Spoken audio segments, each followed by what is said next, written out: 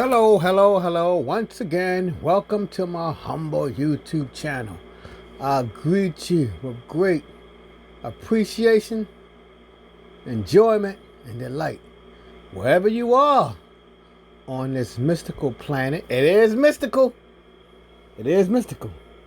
Because as far as we know, a planet like Earth is very rare in the universe.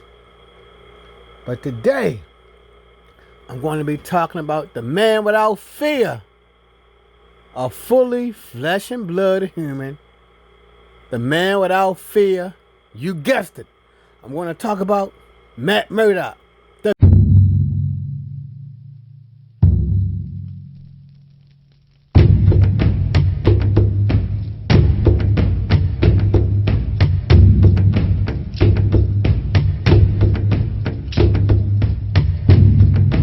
So, why do we love Daredevil? Why do we care about Daredevil? One thing I like about being a math educator is I can present my ideas clearly. Most YouTube channels that I discovered, they talk about comic books, but they just go over the boring comic books. They can't give you a sound, detailed information about why do we like these characters. That's what this channel is for. My intake on why we love the characters. Number one, with Daredevil. We love Daredevil because I believe he's the first real superhero with a real job. As far as I know, he's the first one who has a real job. And not only that, he has a societal esteemed job. People covet his job. He's an actual attorney. An attorney. So it's not just a job, it's an educator job. We know Daredevil is educated. Yes, we know Dr. Banner is educated, but he's not a hero. Without the Hawk, he's just a normal man. We know Reed Richards is a genius. We just know he got degrees. That's all we know. PhD. We never saw him there. We know Tony Stark is a genius, but we never saw him in school. We never see them doing work.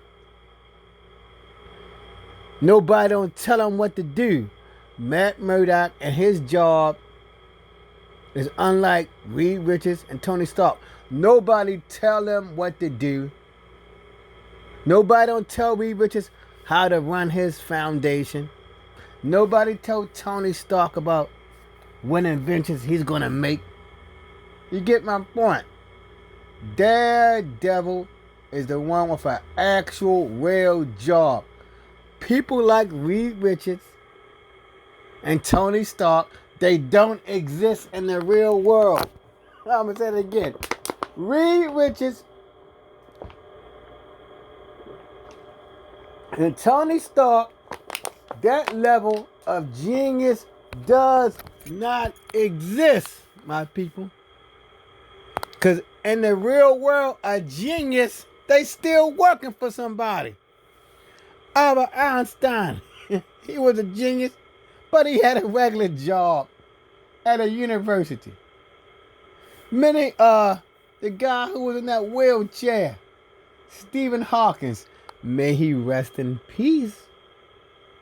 He was called the genius, but he had a job. People told Einstein what to do. People told Stephen Hawking, what you going to do? They said, you're going to be teaching this class at 8 o'clock. You're going to be teaching this class at 10:15. And they couldn't say nothing. They said, okay, I'm going to teach that class. They say, your office hours is at 3 o'clock. And that was their office hours. The university say, when are you going to make your next research paper? And they had to make a research paper. You get the point.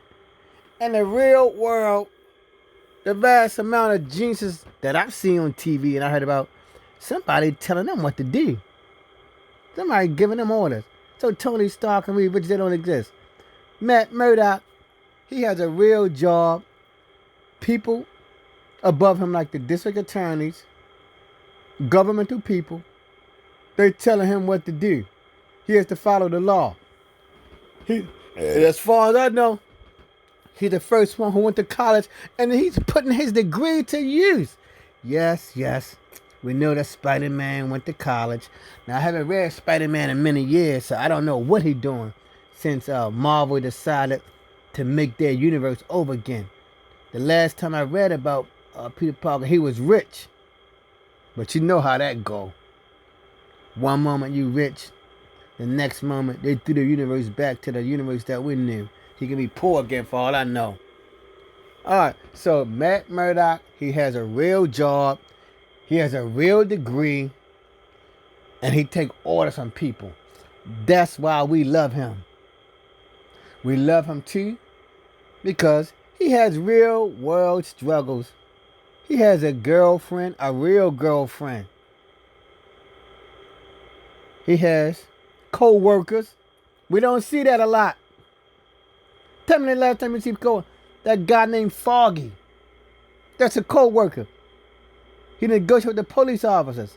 So he has co-workers. He has a real job. He has a real career. If he wasn't a superhero with that law firm, he'd be in good shape. You get me? He's in good shape. So that's number one. Number two, we love him. He's the first superhero that I know who has a disability. Yes, I know he got enchanted senses. He can feel the print on a newspaper. I know he got that radar sense where he can detect things all around him. But when he got that radar sense, he had to be trained. He was trained how to use his powers. He could not, from what I read about him and I know about him, he did not know how to use those powers off the bat. He was trained by that guy, I believe his name was Stick. I haven't read Daredevil in a couple decades. He was trained by that guy called Stick, like in a Daredevil series. So he's the first one who I know who has an actual disability. He's really blind. He's not faking. When he had that little stick in his hand, I know he got his radar sense to help him, but he's not faking. If you ask Daredevil, what's the color of your pillow? 'Cause right now I'm looking at my pillow. He cannot tell you the color of that pillow. His radar sense gives him the shape of it, but I know that about him. He cannot tell you the pillow. If you paint your wall and you say, Matt, what's the color of my wall? He can say, I don't know. He don't know. He don't know. Now, he probably can tell what color a person is by the way they talk. He can tell if you're an urban person or rural person. But we all can do that by the way you talk. He can do that. But he can't tell you what color your hair is, what color your eye is. So, as I just now testified, he's a real person with a disability. The only superhero I know with a disability, a physical disability. I'm not talking about no mental disability. We had many superheroes who had nervous breakdowns before, but they recovered by issue 3, and they go back clicking like the normal life. He was blind from the beginning, and he's still blind. That's what's unique about him. He's blind. And the third one, in my conclusion, he's just like Batman in sort of way. He was trained. He don't got no fancy dancy superpower. His radar sense and his enchantments is all powers, but they're not powers that you can touch. You get me? He can't knock you over with his radar sense. You got me? He cannot paralyze you with his senses. You got me like Wolverine? He can't paralyze you. So his senses is just for him. It's just a personal power. If you look at him, if he was real, you wouldn't know what he can do. You just think, damn, he's a blind man. That's it. You don't know what he can do. And that's what we love about him. He had to train himself to fight. Because if you ever saw Matt Murdock in his early years, he just was a skinny looking person. He was a skinny looking boy, a skinny looking man, until Stick gave him the ins and outs, how to be a fighter. Now his radar senses and his special abilities, it does help him to fight better, because he can determine your heartbeat. He can determine what direction you're coming from. If you can't sneak up behind him. So, but he did have to learn how to fight. So that's my little take, my little 3 reasons why I love Daredevil. I just said off the top of my head. I didn't read a script. Forgive me, I didn't read no long-winded script. That's just my little personal intake on the man without fear. And you're right. All he got to depend on is his fighting skills and them little enchant senses, which cannot save him. His enchant senses will not stop him from a bullet coming to him. He may know it's coming, but he had to work on having quick reflexes. He don't got no quick reflexes. He only got the reflexes of a normal man of his age, height, and build who engage in regular exercise. If he didn't engage in regular exercises, his senses would not help him at all. He'd know an arrow coming, but he would be too slow to react. He'd know a bullet coming, but he couldn't react in enough time if he didn't have that training. So that's how his special ability come in, because he learned how to fight. He learned how to discipline his body by lifting weights, doing judo, doing martial arts, and that was a bone benefit to his other senses. So that's my little take on my good people on A Man Without Fear. If you like my discussion on Daredevil, which many channels can't do, all they can do is read a comic book, I can give you insights into him, why I like him. Give me a thumbs up. If you would like to subscribe and hear my personal intake about characters and comic book edition that I love and value and that I have, please subscribe. If you're already a subscriber and would like to be notified of immediate content, click the bell button. If you'd like to share this insights about the Man Without Fear, you can share it on the Facebook, Instagram, Twitter, Vimeo, and the list goes on and on. Thank you for stopping by. If you're a comic book reader, keep reading your comic books. Have a wonderful day.